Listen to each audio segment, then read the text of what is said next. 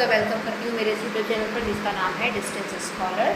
So student, आज मैं discuss करने वाली हूँ आप सभी के साथ NIS क्लास 10th का हिंदी का क्वेश्चन पेपर। आपको मैं इस वीडियो में पूरा बताने वाली हूँ कि जो ये 10th क्लास का हिंदी का क्वेश्चन पेपर होता है वो उसका पैटर्न कैसा होता है, उसमें कितने मार्क्स का पेपर होता है और ज़्यादातर क्वेश्चन कहाँ से पूछे जाते हैं। तो आइए शुरू करते हैं आज की वीडियो को। तो अगर आप इस बार 10th का एग्ज़ाम देने जा रहे हो तो मेरा ये वीडियो ज़रूर देखिएगा, और साथ ही साथ अगर आपका कोई जान पहचान का भी है जिसको हिंदी का क्वेश्चन पेपर का पैटर्न नहीं पता है तो उनके साथ भी ये वीडियो ज़रूर शेयर करिएगा। तो आइए शुरू करते हैं आज के अपने इस वीडियो को। सो स्टूडेंट, ये रहा आपका NIS क्लास 10th का हिंदी का पेपर। तो सबसे पहले यहाँ पे कुछ इंस्ट्रक्शन दिए हुए हैं, कुछ निर्देश दिए हुए हैं जिनको आप पढ़ लीजिएगा। इसके अकॉर्डिंगली आपको आगे का क्वेश्चन पेपर सॉल्व करना है। आगे की बात करूँ तो ये आपका जो क्वेश्चन पेपर होता है वो पूरे 100 मार्क्स का होता है, पूरे 100 मार्क्स का होता है, क्योंकि इसमें कोई भी आपका अलग से प्रैक्टिकल नहीं होता है। और बात की जाए टाइमिंग की तो स्टूडेंट आपको इसके लिए पूरे के पूरे 3 घंटे दिए जाते हैं। तो इसमें दिया गया है जैसा कि सभी प्रश्न अनिवार्य हैं, ठीक है। प्रश्नों के लिए निर्धारित अंक उनके सामने दिए गए हैं, ठीक है। तो जो भी क्वेश्चन दिया गया है उनके सामने उनका मार्क्स लिख दिया गया है। तो आइए शुरू करते हैं कि कहाँ से क्वेश्चन स्टार्ट है। क्वेश्चन नंबर 1 जो है आपका, निम्नलिखित प्रश्नों के उत्तर के रूप में दिए गए विकल्पों में से सर्वाधिक उपयुक्त विकल्प छांटकर अपनी उत्तर पुस्तिका में लिखी। तो इसका मतलब है कि आपको यहाँ पर कुछ इस तरीके से 5 क्वेश्चन दिए गए हैं और पाँचों क्वेश्चन के लिए आपको 1 मार्क्स दिए जाएंगे। और ये बहुविकल्पनीय क्वेश्चन है, लाइक इसमें आपको इसके लिए 4 ऑप्शन दिए जाएंगे। तो आपको जो भी ऑप्शन सही लग रहा है आप उसको टिक करिएगा, उसका आंसर लिखिएगा और आपको आसानी से 5 मार्क्स मिल जाएंगे। अब बात की जाए ये क्वेश्चन आ कहाँ से रहा है, तो ये आपका जो क्वेश्चन है पाँचों क्वेश्चन आपके कविता से आया है। तो आप सभी से रिक्वेस्ट है कि आपके बुक में जितनी भी लगभग 7-8 जितनी भी कविताएं हैं उसको अच्छे से पढ़िएगा, खासतौर से उसके एक्सप्लेनेशन को ध्यान से समझिएगा कि जितने भी क्वेश्चन हैं आपके बुक के आपके पोएम सेक्शन से यानी कि कविता सेक्शन से लिया गया है। और आपको अगर कविता पढ़ते हो तो जितने भी आपके प्रश्न हैं उसको हल करने में बिल्कुल आसानी होने वाली है। बढ़ते हैं क्वेश्चन नंबर 2 पर। तो क्वेश्चन नंबर 2 कुछ इस प्रकार का है, निम्नलिखित प्रश्नों के उत्तर 15 से 20 शब्दों में दीजिए। तो आपको जो इस क्वेश्चन के लिए 15 से 20 शब्द को चुनकर 15 से 20 शब्दों में अपने आंसर को देना है। प्रत्येक क्वेश्चन के लिए आपको फिर से 1 मार्क्स मिलने वाला है और 6 क्वेश्चन के आंसर आपको लिखने हैं, ठीक है। यानी कि 1 से 2 लाइन में आपको अपने आंसर लिखने हैं, ठीक है। आगे बढ़ते हैं क्वेश्चन नंबर 3 पर। क्वेश्चन नंबर 3 कुछ इस प्रकार से है, निम्नलिखित काव्यांश किस पाठ से लिया गया है? कवि के नाम का उल्लेख करते हुए काव्यांश का काव्य सौंदर्य स्पष्ट करें, ठीक है। तो इसमें है कि ये जो आपकी कविता है, यहाँ पे कविता की कुछ लाइनें दी गई हैं और यहाँ पे आपकी 2 कविता है। और अच्छी बात ये है कि उसमें भी आपको ऑप्शन दिया जा रहा है अथवा करके, यानी कि आपको दोनों में से या तो ये करना है या फिर ये करना है, जो भी आपको बेहतर ढंग से आ रहा हो। सबसे पहले आपको उस कविता का पाठ का नाम लिखना है, उसके बाद साथ ही साथ आपको राइटर यानी कि कवि कौन है वो भी लिखना है, फिर इसकी व्याख्या करनी है, मतलब इस लाइन से आप क्या अर्थ निकालते हो या कवि ने क्या मैसेज दिया, ठीक है। इसके लिए भी आपको यहाँ पे 5 अंक आसानी से मिल जाएंगे। पढ़ते हैं अगले क्वेश्चन की ओर, क्वेश्चन नंबर 4 की ओर। निम्नलिखित प्रश्नों में से किन्हीं 3 प्रश्नों के उत्तर लगभग 25 से 25 शब्दों में लिखिए, ठीक है। तो अब आपको यहाँ पे कुल मिला के 4 क्वेश्चन दिए गए हैं, जिसमें से आपको केवल 3 क्वेश्चन के आंसर ही लिखने हैं और प्रत्येक क्वेश्चन के लिए 2 मार्क्स डिसाइड किए गए हैं, यानी कि पर क्वेश्चन के लिए 2 मार्क्स हैं। तो आप 3 क्वेश्चन करते हो तो आपको आसानी से 6 मार्क्स मिल जाते हैं। अच्छी बात यह है कि इसमें भी ऑप्शन है, तो आपको जो भी 3 अच्छे से आ रहा हो उसको आप करिएगा, बाकी का 1 छोड़ दीजिएगा। तो ये भी है आपके कविता सेक्शन से ही क्वेश्चन दिया गया है जिसका आंसर आपको लिखना है। तो बार बार यहाँ पे रिपीट किया जा रहा है कि आपके जो क्वेश्चन निकल के आ रहे हैं, जितने भी हम लोग क्वेश्चन कर रहे हैं, तो सभी क्वेश्चन आपकी कविता सेक्शन से आ रहे हैं। तो आपको कोई भी कविता छोड़नी नहीं है, वो बहुत इंपॉर्टेंट है। तो सिलेबस को कवर करते टाइम अपनी कविताएं जरूर आप कवर करिएगा। आगे बढ़ते हैं क्वेश्चन नंबर 5 पे।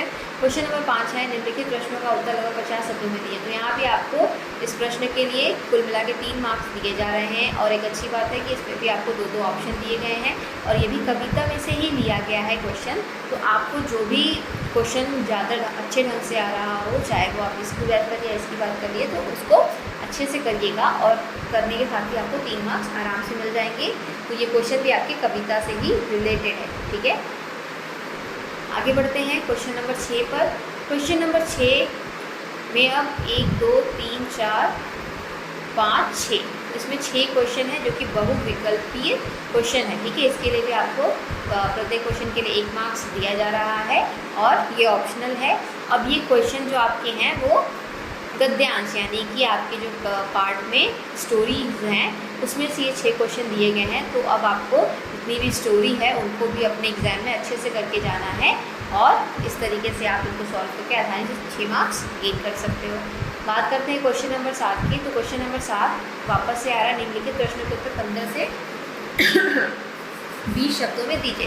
तो आपको पूरे के पूरे जितने भी ये 7 क्वेश्चंस हैं तो इनको आपको अच्छे से करना है, क्योंकि इसमें कोई भी ऑप्शन नहीं है, कोई भी छोड़ना नहीं है क्वेश्चन को। और प्रत्येक क्वेश्चन जो आपका है वो 1 मार्क्स का है। तो अगर आप 7 क्वेश्चन पूरा करते हो तो आपको आसानी से 7 मार्क्स 7 नंबर मिल जाएंगे। आते हैं अगले क्वेश्चन की ओर। क्वेश्चन नंबर 8 जो कि कुछ इस प्रकार से है, निम्नलिखित गद्यांश को ध्यानपूर्वक पढ़िए और पूछे गए प्रश्नों के उत्तर दीजिए, ठीक है।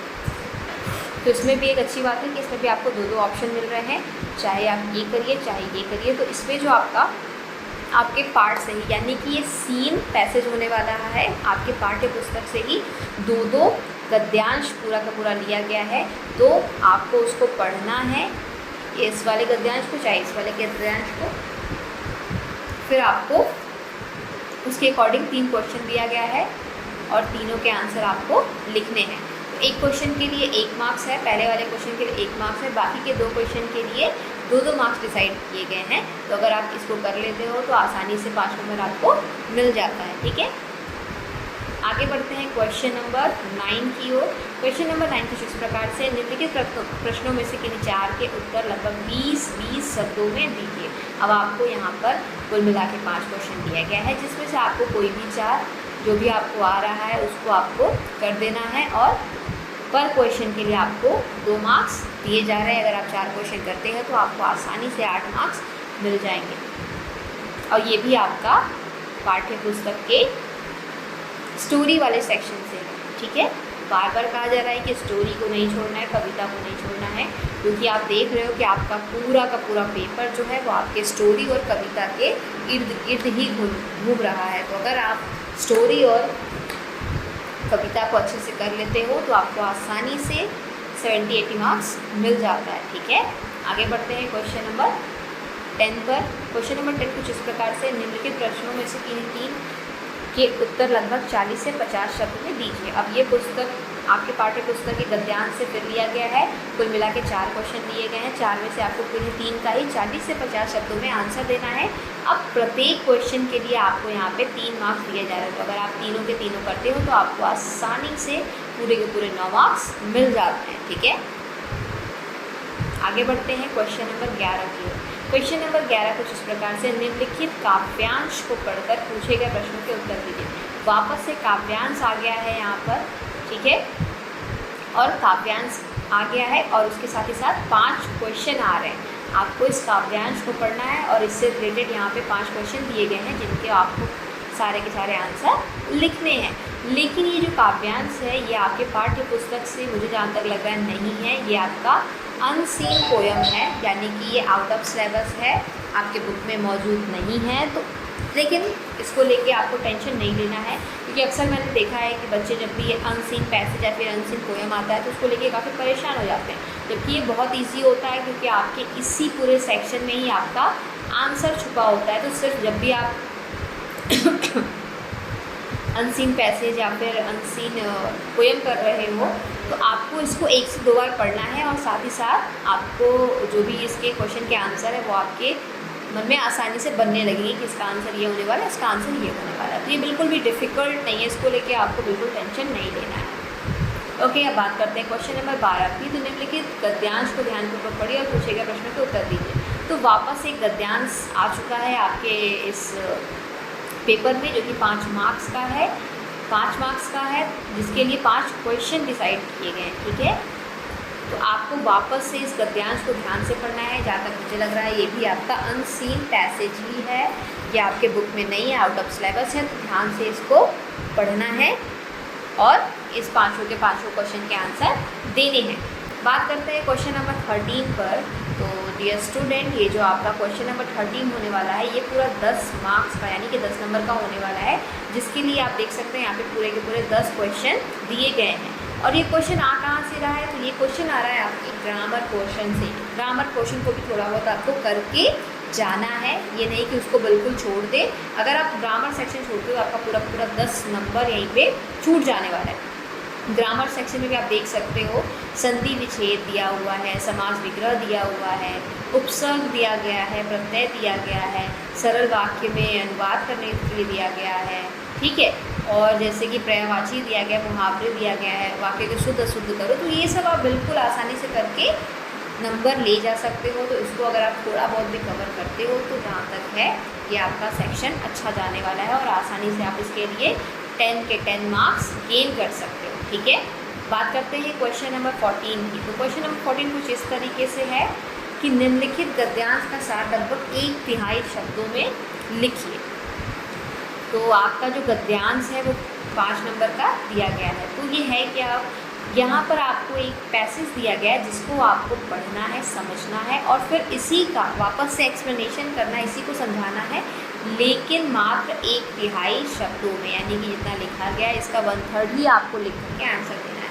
अगर आपको सार नहीं समझ में आ रहा है क्या होता है, तो एक मैं छोटा सा एग्जांपल दे रही हूँ कि जैसे कभी भी आप कहीं पे घूमने जाते हो तो आप कुछ घंटों के लिए जाते हो, कुछ दिनों के लिए जाते हो, ठीक है। तो आप उसमें बहुत सारी चीज़ें करते हो, खाते हो, पीते हो, देखते हो, घूमते हो। अगर जब आप वापस आते हो तो आपके फ्रेंड्स और रिलेटिव आपसे पूछते हैं ना कि भाई आपने क्या क्या किया वहाँ पर, क्या क्या किया, ठीक है। तो आप उसका जवाब कैसे देते हो? तो आप उनको पूरी अपनी 24 या 48 घंटों की जर्नी तो बताते नहीं, एक्सप्लेन तो करते नहीं, आप उनको जस्ट 5 से 10 मिनट में पूरा एक्सप्लेन कर देते हो कि हाँ मैंने ये किया, मैंने ऐसी ऐसी चीज़ें देखी, मैंने ऐसी ऐसी चीज़ें खाई, ठीक है।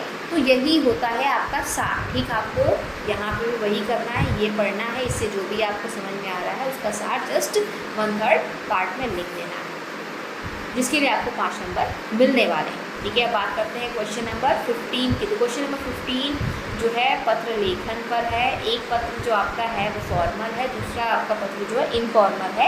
अच्छी बात यह है कि दोनों में ऑप्शन है, आप दोनों में से जो भी आपका पत्र अच्छे से तैयार हो बिल्कुल वो आपको यहाँ पे दिया गया है, तो उसमें से आपको एक कर देना है। चाहे आप फॉर्मल तैयार करके जाइए, चाहे इनफॉर्मल तैयार करके जाइए, लेकिन अच्छे से तैयार करके जाइएगा, ठीक है।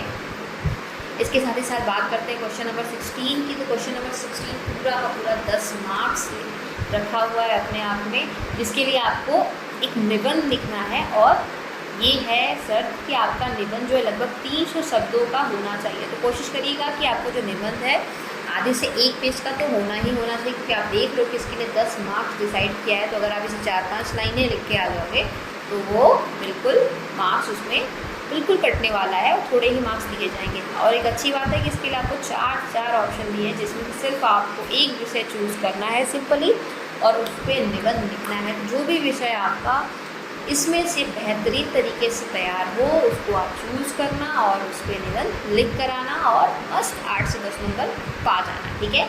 तो ये स्टूडेंट ये था हमारा हिंदी का पेपर क्लास 10 का NIS का, ठीक है। तो हमने इसको यहाँ पर पूरा का पूरा पेपर समझा है, पैटर्न समझा है, मार्क्स समझे कैसे हमें मिल सकते हैं, कैसे नहीं मिल सकते हैं, हमें क्या सिलेबस में अच्छे तरीके से कवर करके जाना है। तो सिलेबस में हमें स्टोरी और कविता तो बिल्कुल नहीं छोड़नी है, क्योंकि पेपर ही पूरा उसी पर बेस्ड है, ठीक है। तो यहीं पर मैं वीडियो अपनी समाप्त करती हूँ। अगर आपको भी किसी क्वेश्चन पेपर का पैटर्न समझना है NIS के 10th या 12th के, या फिर बिहार बोर्ड के 10th या 12th का, तो आप मुझे नीचे कमेंट करके ज़रूर बताइए। मैं कोशिश करूँगी कि हमारी अगली वीडियो आपके उस टॉपिक से रिलेटेड है। तब तक के लिए अपना ध्यान रखिएगा। Thank you and thanks for watching.